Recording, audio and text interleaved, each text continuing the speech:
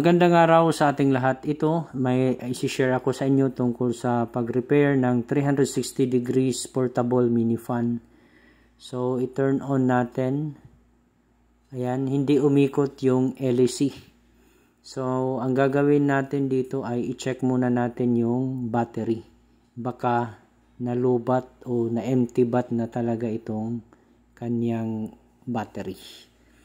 So, yan, tinanggal natin mula sa mini fan. So, bali ang battery na ito ay 3.7 volts. So, gamit tayo ng digital multimeter. I-set natin sa 20 volts DC. Sukatin natin ang voltage output ng battery. Ayan. Meron lang tayong nasukat na 0.96 volts. So, ang gagawin natin dito ay magkakabit muna tayo ng ibang 3.7 volts na battery.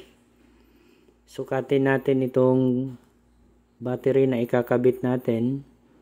Ayan, meron tayong nasukat na 3.79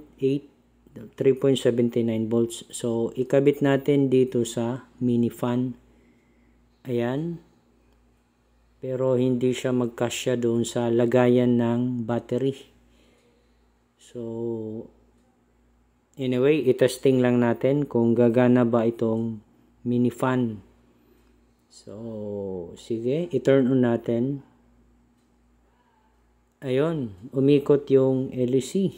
So, ibig sabihin, yung battery lang yung naging problema nito dahil napakababa na ng kanyang voltahe.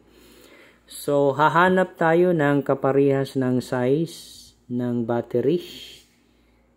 Ito po yung original, hanap tayo ng kaparehas na size na yan.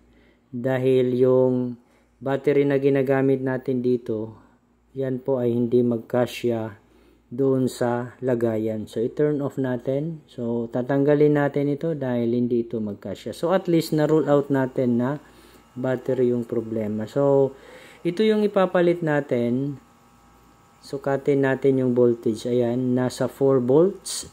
Ang voltage output nitong battery. So, ikabit natin ito doon sa lagayan ng battery ng mini fan.